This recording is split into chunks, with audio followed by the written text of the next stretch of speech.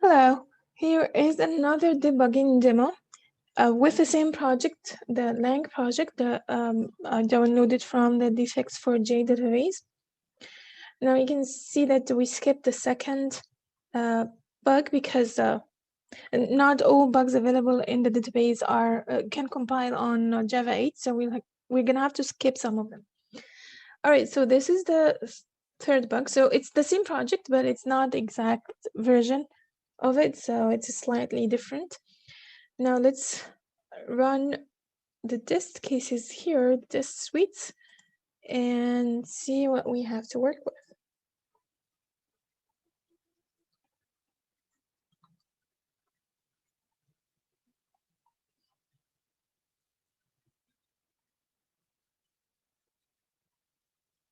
All right, so here is the failure. We have one failure at this test case. If I double click on it, it takes me directly to the assert that was not met. So this assert is assert true, so it expects that expression to be, that entire expression to be true. So obviously this expectation was not met. So what is it that we were expecting?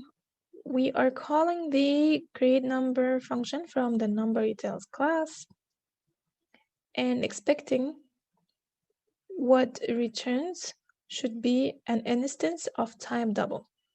Okay, so we are sending a string that has a numeric value, and we are expecting something that is instance of the class double. Okay, now before we get inside the function, in order to investigate it, we need to know what was observed. So we know what is expected.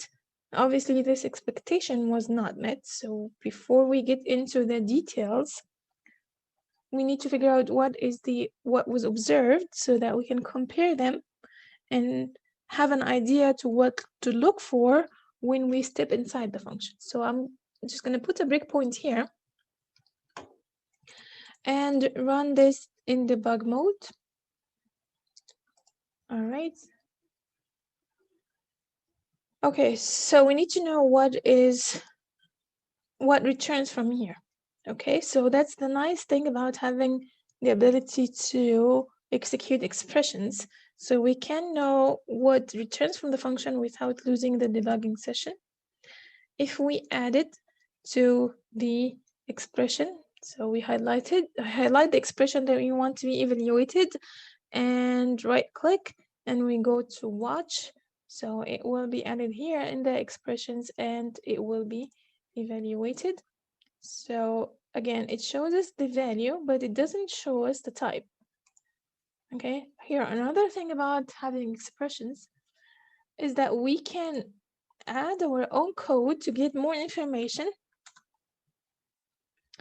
without ruining the original code. Okay, so I want to know what's the type of this. Obviously, if it's a Java object, so all Java classes inherit from the object class, and it has something or a function called get class that allows to see what is the actual data type of that object. So I'm just gonna call the get class, and here we go. The class or the data type of that, the object that returns, is float. So instead of creating a double, it created a float. Okay, so that's valuable information. All right, now let's step inside the function and see what happened inside. Here we go.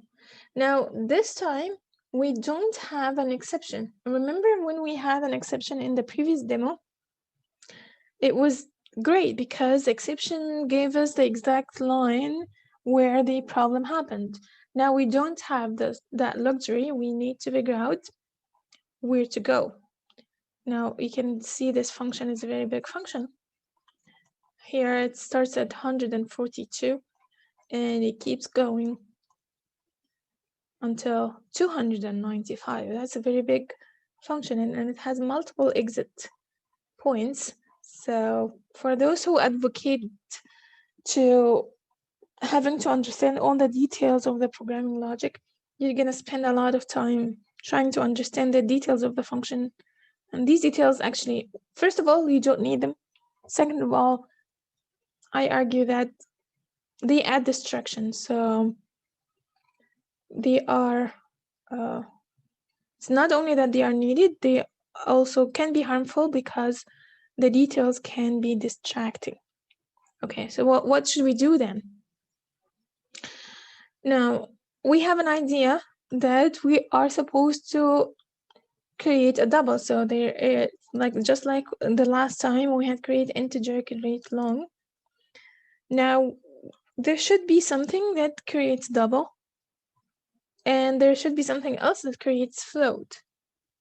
Okay, so these are from the investigation of what is observed and what is expected. We should be looking for something called create float, right? So that's pretty much what we need to look into. So let's see, find. So here is a call for create float, but is this the only call? No, there is a second one here. Okay, but we don't know which one of them was executed. Okay, there is a nice feature in Eclipse, but okay, let's assume that we're not using Eclipse, so we don't have access to this feature.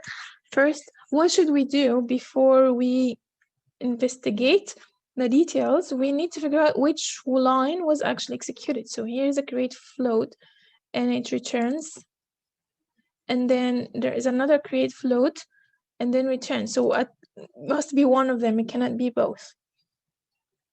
Okay, so one way to do that is, because they are two, it's either one or the other. So we can put a breakpoint at this one here and see if this breakpoint would be hit. If not, then it would be the other call. Okay, so it's pretty much a delta debugging, but we only have two. Okay, so let's try to do that. So if I run this, the program terminated. So it terminated with a failure. So it executed until the end. So obviously this breakpoint was not hit. So this line was not executed. So the function did not exit here. Okay, so in that case, we only have one other option. So it must be this call. Now, if we have more, so let's say we have 16 calls for create float, then we would need to use the delta debugging.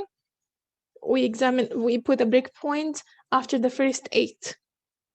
And if it's not hit, then we examine the second half and so on, as explained in the video that describes the delta debugging on the course.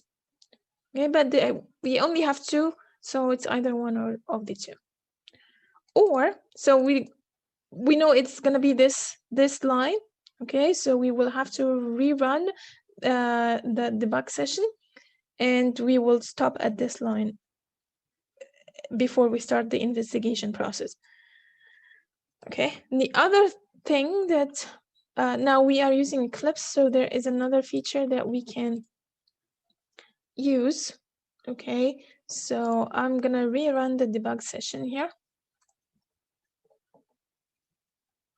Oh, I didn't want to do that. Okay, let me just stop.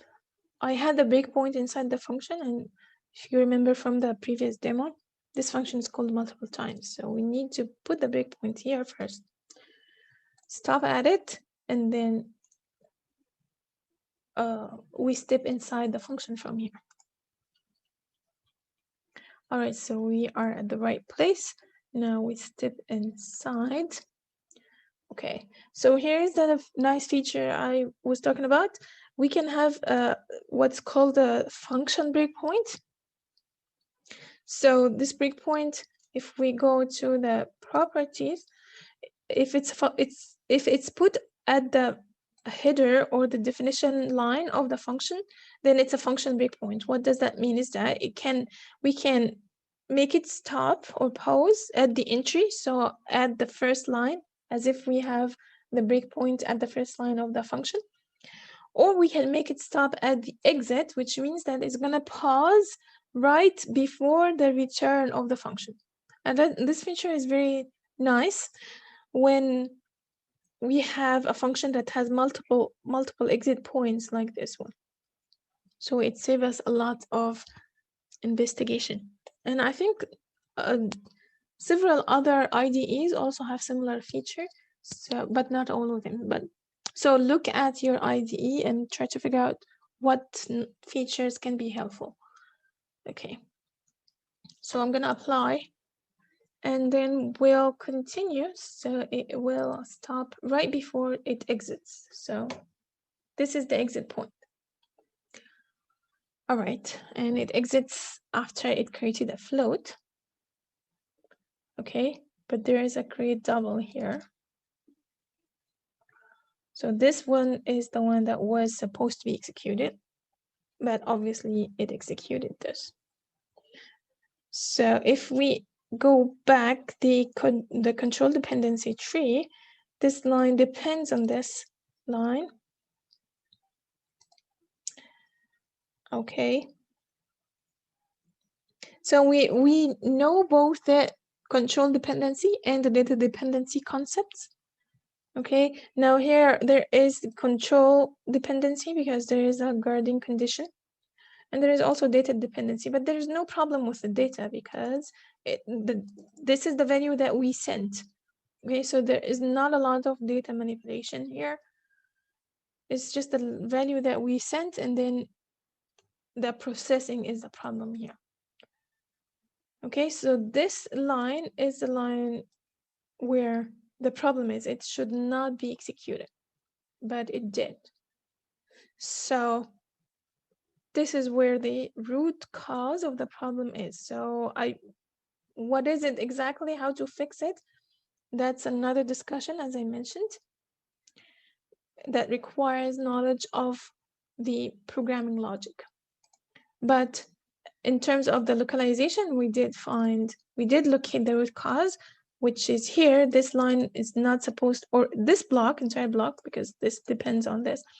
So this entire block was executed when it should not be executed.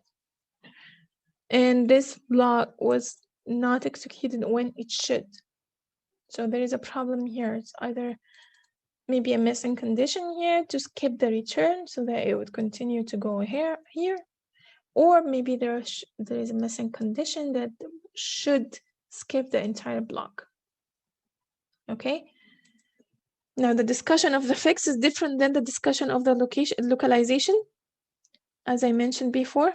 Now this particular program, I honestly don't know much about the programming logic, but even if I did, even if I'm investigating a program that I wrote myself and I know that program logic details, I would not consider the programming logic details until I reach this point.